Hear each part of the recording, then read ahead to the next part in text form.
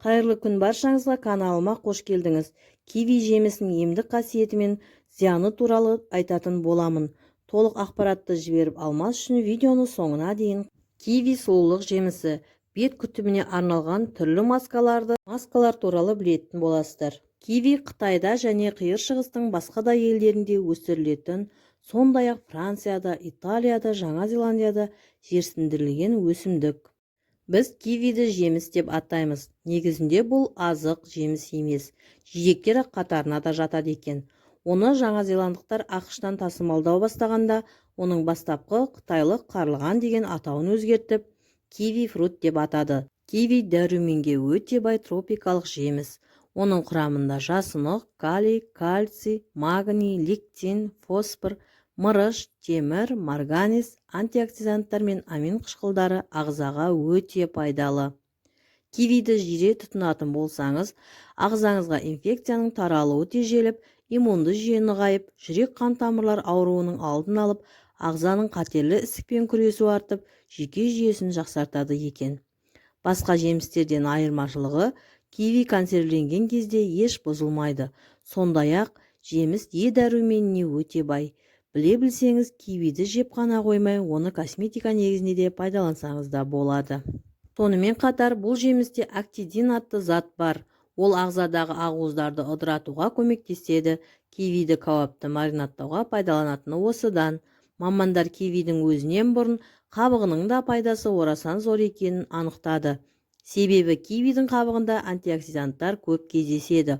Ол терідегі натрий затын сыртқа шығаруға көмектесетін таптырмас құрал. Сондықтан киви қабығын тастап жібермей, одан маска жасап пайдалансаңыз, бетіңіздің терісі балғын күйге енеді. Осынау тропикалық жемісті суықтағанда, вирусты дерт кезінде, авитаминозда, шаршағанда, әлсіздікте, күш жоғалғанда, күйзелісте, артериосклероз, диабет, гипертония, тромбоз дерті кезінде тамақтану мәзіріне осы жемісті міндетті түрде қосқан дұрыс. Дегенмен осынша пайдалы кивидің зиянды тұстары да жоқ емес. Сондықтан оны пайдаланған кезде асыра сілтеп жібермеңіз.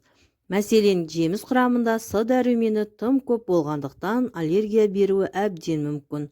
Асқазан сөлі, қышқылы жоғары адамдарға пайдалануға болмайды. Іш өткізгіштік қасиеті болғандықтан диарея дертімен ауыратындар бұл жемістен бас тартқаны жөн.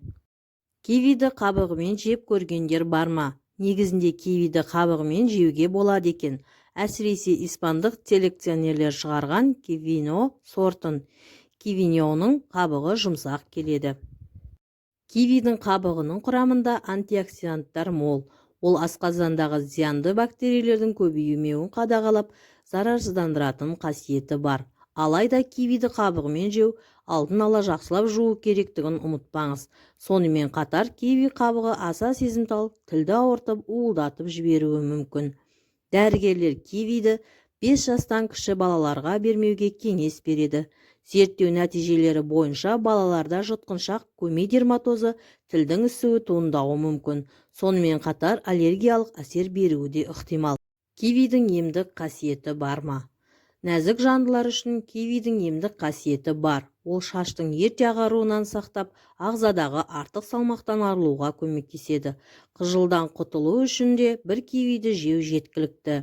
Ересек адамдарға кивиді қан қысымын және ағзадағы холестерин көлемін азайту үшін жеуге болады. Сондай-ақ кивидің құрамында иммунитетті нығайтып, ағзаны жасартатын С дәрумені баршылық. С дәрумені ағзаға зиянды нитриттардың енбеуін де қадағалайды. Сонымен қатар кивидің құрамында қан ауруын емдейтін темір молынан бар. Бет терісінің сымбаттығын сақтау үшін де кивиді пайдаланып маскалар жасауға болады. Киви жемісінде серотониннің өте көп болуы бұл жемісті асқорту және жүрек тамыр жүйесі үшін өте пайдалы етеді. Серотонин есте сақтау қабілетін, көңіл күйді жақсартады және ақпарат қабылдауды ынталандырып, тәбетті қалыпқа келтіреді. Сонымен қатар серотонин тез және ауыртпалықсыз оянуға ықпал етіп отырып, ұйқыны сапалы және сандық түрде жақсартады. Зерттеулер көрсеткендей, кивидің құрамында С витамині болғандықтан, ол тыныс алу органындағы ауыртпалықты жеңілдетіп, қырылдаудан, жөтелден және демігуден арылтады. Кивидің құрамында жасқа байланысты болатын, көру қабілетінен айырылуға жол бермейтін фитохимиялық люитин бар. Люитин сондай-ақ көзімізді еркін радикалдардың зиянды әсерінен қорғайды. Адам ағзасындағы люитинді өздігінен синтездей алмайды, сондықтан оны тек тағаммен ғана ала аламыз. Сондай-ақ кивидің құрамында зеаксантин бар, ал ол заттың жетіспеушілігін көру қабілетіне кері әсер етеді. Мамандар кивидің жүкті әйелдер үшін пайдасы тигізетінін айтады. Оның құрамындағы калий ана мен бала жүрегінің жұмыс істеуіне септігін тигізеді. Темірді сіңіруге көмектесіп, іш қатудың алдын алады. Дегенмен кивиді асқазан ауруы бар адамдар цитрусты жемістерге аллергиясы барларға жеуге болмайды. Сұлу болу үшін бет күтіміне аса мән беру керек. Ең болмаса аптасына бір рет маска жасап, теріні жаңартқаныңыз абзал. Киви жемісі бет күтіміне арналған қоспаларды дайындауға көмектеседі. Нәрлендіретін маска. Бір кивиді алып тазартып езбе дайындаңыз.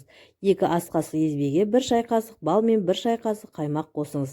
Қоспаны бет, мойын мен кеудеге жағып, 10-15 минуттан соң жылы сумен жуып, салқын сумен шайыңыз.